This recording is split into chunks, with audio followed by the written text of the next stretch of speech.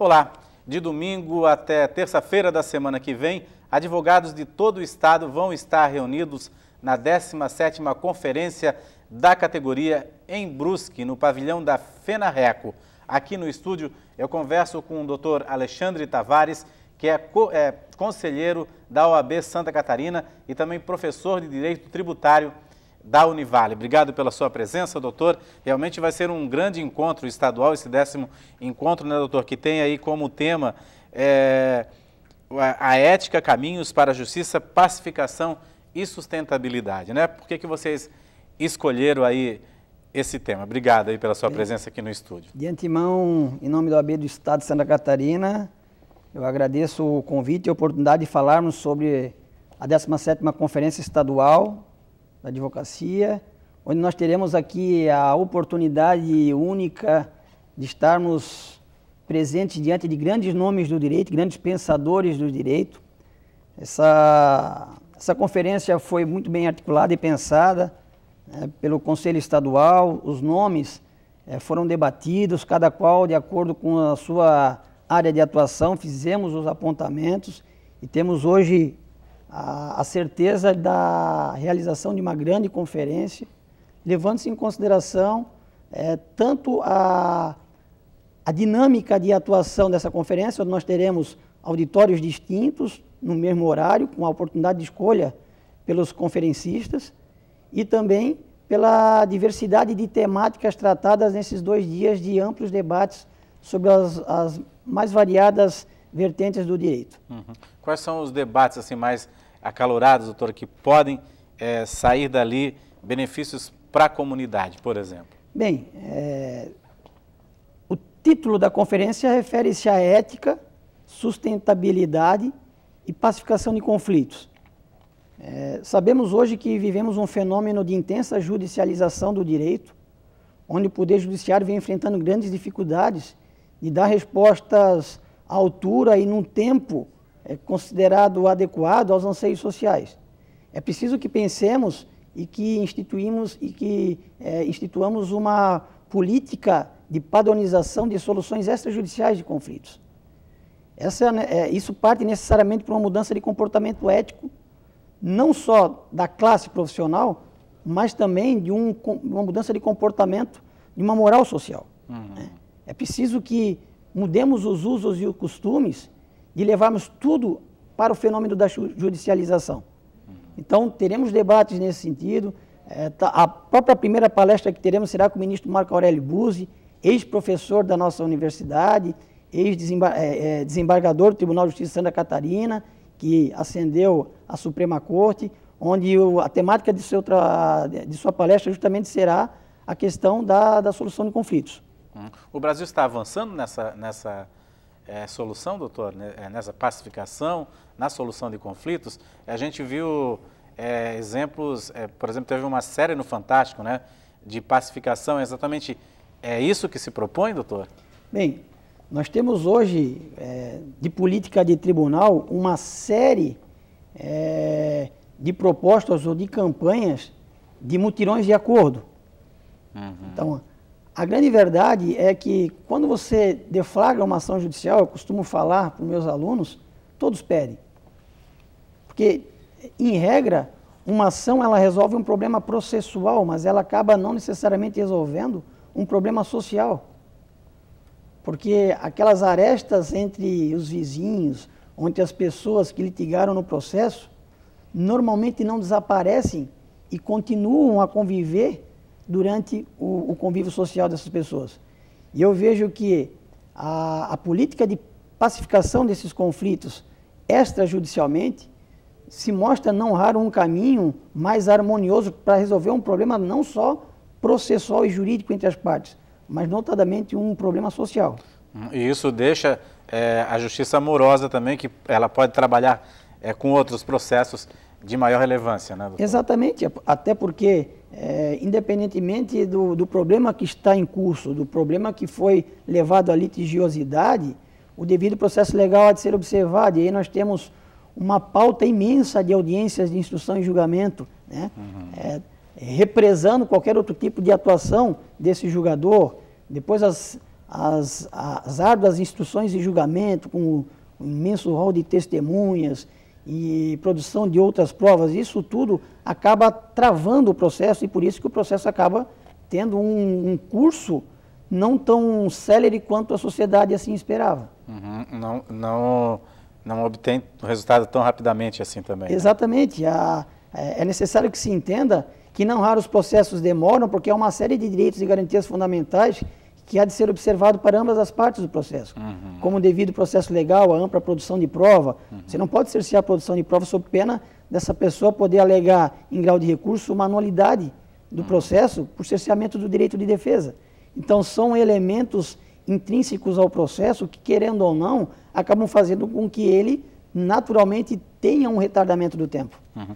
Nesse encontro, vocês também, nessa conferência, vocês vão discutir bastante uma questão que pauta, né, todas as profissões, que é, na realidade, a ética, né? Perfeitamente. Hoje, como é que se discute na OAB a ética? A gente vê escândalos de advogados, assim, por exemplo, principalmente na área criminal, se envolvendo com o cliente, né? Como é que vocês discutem isso na OAB em âmbito estadual e em âmbito nacional, doutor? Bem, nós temos um Estatuto de Ética, né, que traz lá uma série de pontuamentos, uma série de ponderações e de comportamentos considerados eticamente aceitáveis pela classe profissional e recomendáveis pela classe profissional. A bem da verdade é que há uma normatização, mas não há como impedir que o profissional do direito não esteja atento a essas regras comportamentais éticas e acabem infringindo algumas dessas regras. Nós temos lá hoje no Conselho, um Conselho muito plural, absolutamente representado por todas as regiões do estado de Santa Catarina, onde nós vemos combatendo esse tipo de atitude, porque, querendo ou não, toda e qualquer infração ético-profissional praticado por um advogado acaba espraiando esse efeito negativo para toda a classe. Então, a gente vem tendo uma atenção especial em relação a essa questão ética. Temos um tribunal de ética muito atuante, o Conselho Estadual da OAB, como tribunal recursal, também vem se atentando muito a esses fatos e vem promovendo as devidas punições disciplinares a todos esses profissionais envolvidos com esses escândalos, né, onde acabam simplesmente fugindo da sua área de atuação e praticamente virando um aliado do seu cliente na prática de alguns ilícitos. Isso é bem verdade, nós não podemos omitir, certamente não é a praxe na nossa atuação, até porque a OAB, durante os últimos anos, vem conquistando inegavelmente o espaço que sempre lhe pertenceu, do ponto de vista de instituição dotada de uma das maiores credibilidades na sociedade, né? A OAB Nacional, fortemente atuante na campanha da ficha limpa, em várias outras questões sociais hoje que estão na mídia nacional. A OAB Federal vem atuando fortemente em relação a isso. A OAB do Estado de Santa Catarina também presente em vários eventos dessa natureza, ou seja, estamos marcando definitivamente uma posição em relação a essas questões. Inclusive, há já um projeto de reforma do nosso Código de Ética, né, para que esse código se adapte às novas realidades sociais, de ponto que marquemos definitivamente a necessidade, e isso é inegociável em relação à nossa classe profissional, que a ética ela deve pautar toda a atuação profissional. E mais do que isso, eu costumo dizer que o melhor conceito de ética que eu já me deparei até hoje, que a ética não é aquilo que nós fazemos na frente dos outros, e aquilo que nós fizemos quando nós estamos sozinhos. Então, isso necessariamente parte de uma formação humanista, de uma formação filosófica, de uma idealização comportamental que precisa ser estagnada já nos bancos universitários, né? A deontologia jurídica tem que ser prestigiada nas instituições de ensino, porque é incrível ainda vivenciar nos processos que julgamos perante o Conselho o desconhecimento das normas ético-profissionais que norteiam a nossa profissão. Muitos acabam incorrendo em alguma infração ético-disciplinar porque sequer em algum momento tomaram conhecimento de que uma série de comportamentos são expressamente vedados numa lei federal. Uhum. É preciso sair da universidade preparado, né, doutor? Exatamente. E aquilo que a gente conversava antes do programa, que existem instituições, né, que já estão aí no ensino do direito há muito tempo, existem essas novas instituições, essa fabricação do advogado, é por isso que a OAB instituiu aí o teste da ordem, o exame da ordem, né, doutor? Exatamente. A bem da verdade, a OAB ela não tem nenhuma ingerência sob o ponto de vista da aprovação dos cursos superiores. Ela não tem qualquer ingerência e não sequer algum tipo de fiscalização por parte da OAB. Ela não possui esse poder de polícia em relação à aprovação e validação dos cursos. Porém, preocupados... Mas deveria ser consultada, né? Certamente. Preocupados com a qualificação desses profissionais, até porque o advogado é o porta-voz da sociedade, e um mau profissional certamente vai alijar o direito de algum cidadão, e isso é irretornável. E a grande verdade é que a massificação e a proliferação do curso superior, notadamente dos cursos de direito, se dá por ser um curso relativamente de custo baixo. E aí vivemos hoje um fenômeno da mercantilização do direito.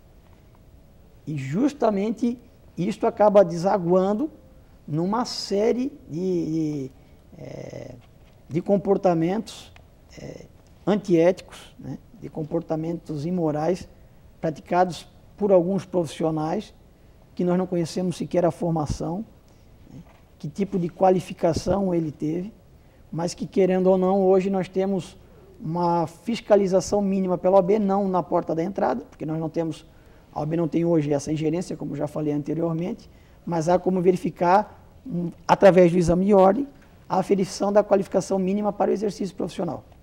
A questão que o senhor falou da ficha limpa, a questão de colocar, né, da OAB se posicionar mediante alguns fatos políticos, isso é interessante também para a sociedade, né, doutor? Isso é discutido também nessas conferências, a participação? Não tenha dúvida. Todas essas questões amplamente debatidas no âmbito social, no âmbito econômico, no âmbito político. A reforma política será objeto de debate nessa conferência. A reforma tributária será objeto de debate na conferência do professor Roque Carrasa, professor titular da cadeira de graduação, pós-graduação, mestrado e doutorado da PUC São Paulo, um grande nome do direito tributário, nos brindará com a conferência na segunda-feira pela manhã sobre sistema constitucional tributário e reforma tributária. Então, todas essas questões, elas não passam despercebidas pela OAB, que vem, como eu lhe digo, reconquistando o seu papel de vanguarda nos debates dessas questões no âmbito nacional. Daqui a pouco a gente vai conversar um pouquinho aí com o senhor sobre a reforma tributária, essa reforma que é tão importante para o país. A gente faz um rápido intervalo e volta em instantes.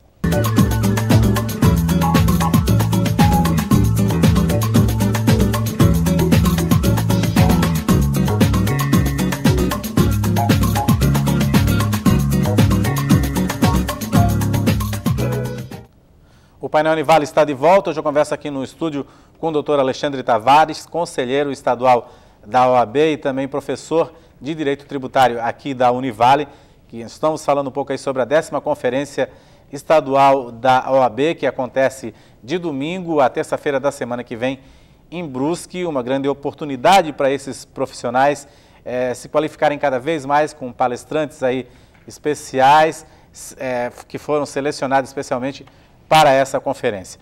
Doutor Alexandre, o senhor estava falando aí do direito tributário, né, que vai ser também motivo aí de uma palestra, né?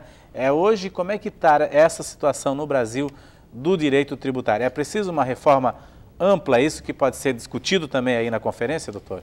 Bem, nós teremos um painel sob a tela do professor Roque Antônio Carrasa, grande nome do direito tributário brasileiro, e certamente a tônica de anos, em toda época de eleição, todo político, todo candidato sustenta que vai promover a tal da reforma tributária.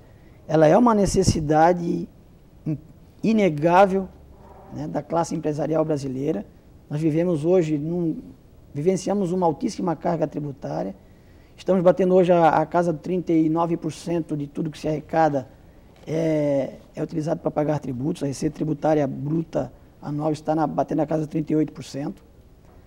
Porém, nós temos algumas particularidades do sistema tributário nacional que dificultam sobremaneira a implementação dessa reforma. Para que vocês tenham uma ideia, o Brasil é o único país no mundo a contar com um sistema tributário todo ele enclausurado na Constituição. Então nós temos, sob o ponto de vista de sistema tributário, uma Constituição absolutamente analítica. Tudo que se mostra indispensável à estruturação do sistema está encartado na Constituição, a contar do regime de discriminação de competências, de todas as regras de imunidade. O grande rol de princípios que informam o sistema tributário nacional estão todos previstos na Constituição. E isso, querendo ou não, embora nos traga uma série de direitos e garantias fundamentais, acaba, em alguns aspectos, tornando quase que impossível a reforma tributária que muitos vão publicamente à mídia dizer que vão patrocinar. A título de exemplo, trabalha-se muito a ideia de imposto único. Imposto único é uma utopia para quem tem um sistema tributário como o nosso encartado na Constituição, porque nós temos lá um rígido sistema de partilha de competências.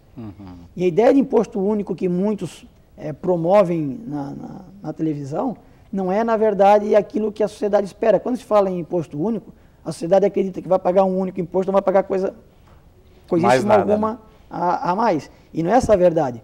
O imposto único que, na verdade, eles querem prestigiar nada mais do que a fusão de alguns impostos num único imposto. Principalmente os impostos sobre consumo. Coisa que já acontece na Europa, né?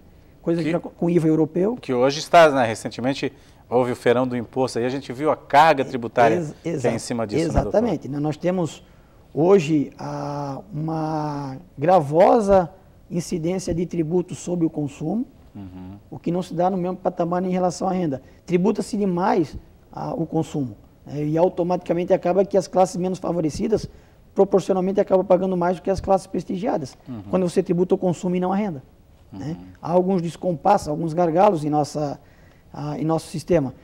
Não precisamos ir muito longe. Desde a Constituição de 88, nós temos uma previsão de um imposto de competência da União até hoje não instituído, imposto sobre grandes fortunas. Ou seja, a fortuna, desde 1988, poderia ser tributada em nosso país, mas até hoje não se teve vontade política de se aprovar essa lei complementar para legitimar a instituição dessa incidência. Então, são matérias a serem debatidas, nós precisamos racionalizar o sistema.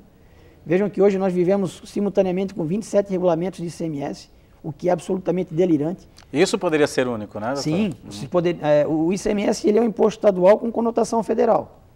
Nós temos já uma matriz federal, que é a Lei Candir, mas entende-se que o ICMS deveria ter um regulamento único em qualquer estado da federação, até para minimizar o custo organizacional, contábil e fiscal de uma empresa. Hoje, uma empresa que tem filiais espalhadas no Norte, no Nordeste, em Santa Catarina e no Paraná, ela tem que contratar um profissional contábil no Norte, no Nordeste, no Paraná e no Santa Catarina, porque os regulamentos são distintos. A normatização, a regulamentação da matéria é não raro distinta. A gente vê essa questão na questão também dos carros, né? Do pagamento dos impostos. Exatamente. Né? A gente vê muitos carros de locadoras, de placas de estados, né? Onde é mais barato, né, por exemplo. Perfeitamente. Isso por quê? Porque nós vamos novamente trabalhar com o fenômeno da discriminação das competências tributárias. Os estados receberam por outorga constitucional a competência para instituir IPVA. E sob a perspectiva, como não há uma legislação federal disciplinando como uma matriz de tributação qual a alíquota de IPVA para todos os estados, significa que cada estado pode exercer a sua competência plena e fixar a alíquota que bem entender. E aí começa a guerra fiscal entre os estados. O estado de Santa Catarina pode tributar a 2%, como tributa. O estado, se não me falha a memória, do Paraná tributa a 4%, a mesma propriedade do veículo automotor. Aí não raro o que fazem? Locadoras que têm veículos no Paraná poderiam constituir uma filial aqui e simplesmente registrar seus veículos para cá para submeterem a uma alíquota inferior ou vice-versa. Isso por quê? Pela falta de padronização. E essa falta de padronização acaba promovendo a chamada guerra fiscal. O que precisa, doutor? Precisa vontade política para a reforma tributária? É preciso que se pense o direito enquanto essência. É preciso que se pense o direito tributário de uma forma sistematizada. Nós sabemos que o Congresso ele é um órgão plural, ele é um órgão que você tem lá representantes das mais variadas classes da sociedade. Só que o direito tributário ele é um ramo do direito absolutamente dotado de complexidade e é preciso que essas leis fiscais sejam não só pensadas pelos congressistas, mas que se tenham comissões de especialistas e que sempre se fazem presente para auxiliá-los na busca dessa eficiência da legislação. Nossa legislação hoje é absolutamente arcaica. O Brasil hoje é o país que mais gasta tempo no mundo para cumprir a obrigação tributária acessória. O mesmo empresário na Alemanha, ele gasta em média 300 a 380 horas por ano para cumprir suas obrigações fiscais, enquanto no Brasil, esse profissional gasta em média 2.400 horas para cumprir suas obrigações tributárias acessórias. Então, vejam, nós temos um sistema tributário altamente burocratizado, né? Com um manancial de legislação que, parafraseando o professor Alfredo Augusto Becker, é como se nós vivêssemos trafegando um corredor de um manicômio jurídico tributário. A legislação, você nunca tem a certeza qual a legislação a ser aplicada, porque você dorme com uma legislação, acorda com outra, do ponto de vista de regulamentação. Os atos infralegais editados diariamente é uma infinidade. Eu sou membro do Instituto Brasileiro de Planejamento Tributário e na última análise que fizeram, isso foi em 2012, e em 2012 foram editadas 3,4 normas tributárias por dia, levando em consideração leis ordinárias, leis complementares, medidas provisórias, ordens de serviço, instruções normativas, portarias, circulares, ofícios. Significa que foram editadas mais de 1.200 normas tributárias só em 2012. Mas não bastasse isso, nós temos uma previsão no Código Tributário Nacional em que os entes públicos deveriam consolidar a legislação fiscal após o encerramento de um ano, coisa que não acontece.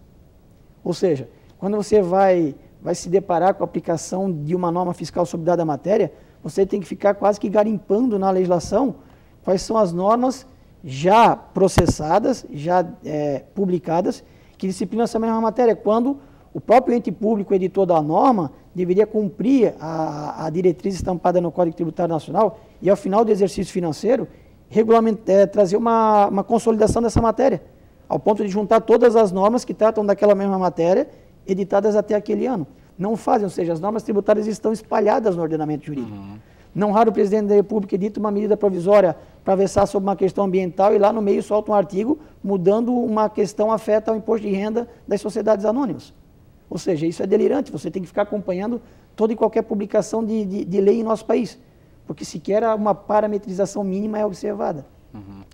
Então eu creio, doutor, assim, que vão ser assim 3 dias, né, de muita discussão, que realmente, como o senhor falou, o direito é uma coisa muito dinâmica, complexa, e essa conferência também vai servir aí para as pessoas se atualizarem, né, doutor, através dessas palestras, dessa troca de ideias também, né? Não tenha dúvida, Almeri, nós teremos aqui a presença do ministro Luiz Felipe Salomão, do STJ, como já mencionado, a presença do ministro Marco Aurélio Buzzi, a presença do professor Roque Carrasa, a palestra de encerramento é com ninguém mais do que o Miguel Reale Júnior, ex-assessor especial. É um grande jurista aí, né? Miguel Reale Júnior foi o assessor especial do Ulisses Guimarães na Constituinte 88, foi ministro da Justiça na era do Fernando Henrique, é um grande pensador do direito, e nos brindará com a palestra de encerramento. Teremos a presença do presidente da OAB Nacional na palestra de abertura, Marcos Vinícius Coelho,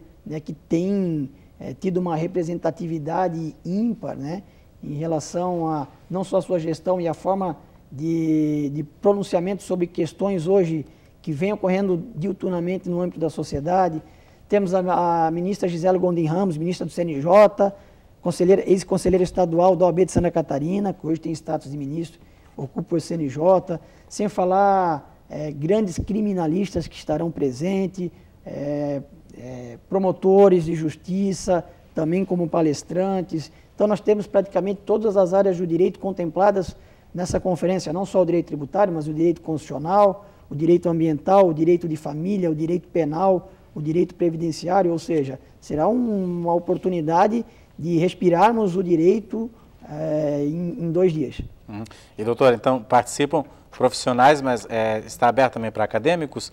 Ou Sim, a inscrição é aberta para todo e qualquer profissional ligado ao direito, tanto para acadêmicos, advogados, juízes, promotores, procuradores, advogados gerais da União, ou seja, todo e qualquer profissional do direito é convidado, né, pelo Conselho Seccional a fazer parte desse grande evento.